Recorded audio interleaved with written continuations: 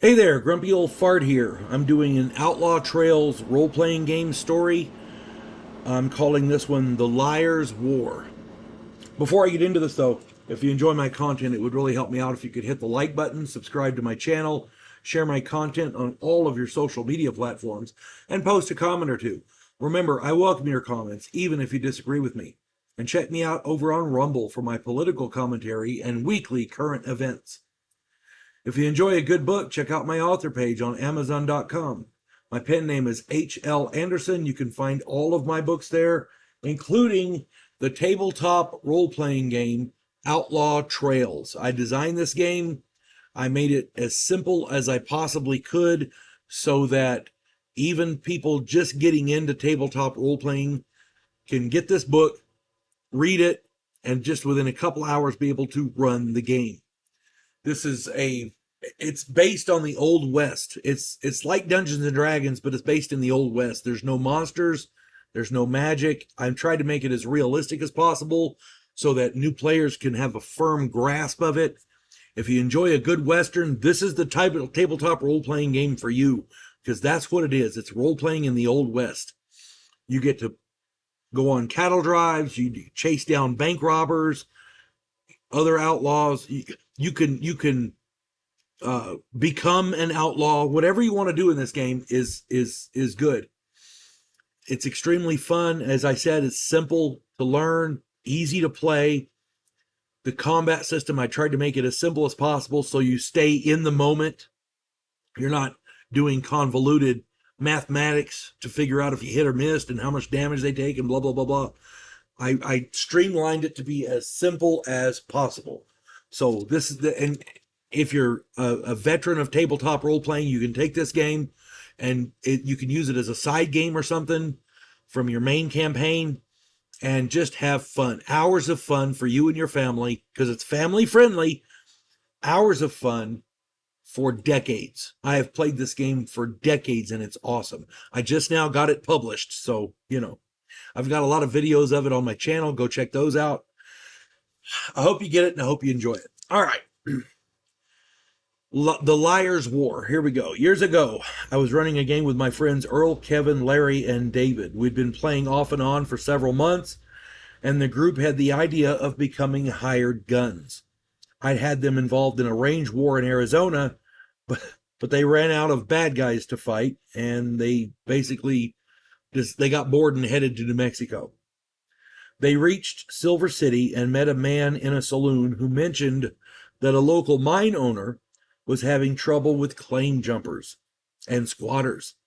He was looking to hire men to drive them off, which is perfectly valid. The group rode out to the mine the next morning. The mine owner, his name was Stratton, told them that he would pay $100 a week plus a bonus of $25 per claim jumper or squatter that they ran off or killed. He showed them a map and explained that anyone farming, ranching, or mining in this particular specified area was fair game because he owned all that land. They agreed, and he showed them the deed and everything. They agreed and set off to solve the man's problem. The first place they came to was a dugout. The inhabitants were mining silver, and they didn't put up much of a fight. There were two of them. They were older men, and they just packed up and left. The second place was a corn farmer. He had a decent crop going and didn't want to leave. There was gunplay and he was captured. He explained that he had been there for more than 10 years and Stratton was a latecomer with a government deed to the land, which he paid a crony to write up. The players took him to town and got him off the property. The third place was another miner, a father and daughter. This time they rode up and asked questions first. The old man gave them same story as the farmer did. And they were starting to get a little suspicious at this point. So they rode back to town and headed to the land office. The land agent told them Stratton's side and everything seemed legit.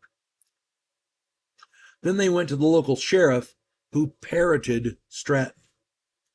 They were not convinced, so they went to the telegraph office and sent a wire to Santa Fe. The telegrapher seemed quiet and they knew he was trying really hard not to tell them something. Larry slipped him a $5 bill, and he told basically the same story the farmer and the miner had. When the telegraph reply came, they found out that the man who had written out the deeds for Stratton was under investigation for taking bribes, and Stratton himself had a reputation for shady business. The group rode back to Stratton and quit immediately. Stratton was very, very angry. The group headed back into town, and Stratton hired a bunch of gunmen. The gunmen caught them at the saloon. Long story short, the group faced off against these 10 gunmen and the sheriff, because the sheriff was bought and paid for. Kevin and Larry were never ones to screw around, so they opened up with their scatterguns, dropping 3 of them. Earl and David jumped over the bar and used their pistols, dropping another 2. The gunmen drew and started shooting. They hit David, but the rest were able to avoid the gunfire. David was hurt bad, but he was alive. Kevin and Larry huddled behind a table and reloaded their scatterguns, and then they dropped another 4 of them. Earl killed the last one, and the sheriff ran. They got David to the doctor and then headed back to the mine. They captured Stratton. The sheriff had fled the town, so Earl took over as sheriff until the federal marshal could come and get Stratton. By then, David was up and around, and the group had enough of that, so they rode out. They didn't want to be tied down. They actually liked being the hired guns. They just didn't like being lied to. And who can blame them, right? If you're going to war, you want to make sure you're on the right side. It's that simple. And if you're driving people off of legally owned land, that's cool. Everybody has a right to defend their property, but when you're claiming the land illegally, yeah, it's a bit dicey. So yeah, I always liked playing with those guys because they were smart and they had a good moral center. You know what I mean? It wasn't hard to convince them to be the good guys, no matter what they were doing. At any rate, if you enjoy this, check out my channel. I've got a whole bunch more. And if you enjoy the Old West and Westerns, movies and books, Outlaw Trails. There you go. Hope this finds everybody well. You folks have a good one. God bless one and all.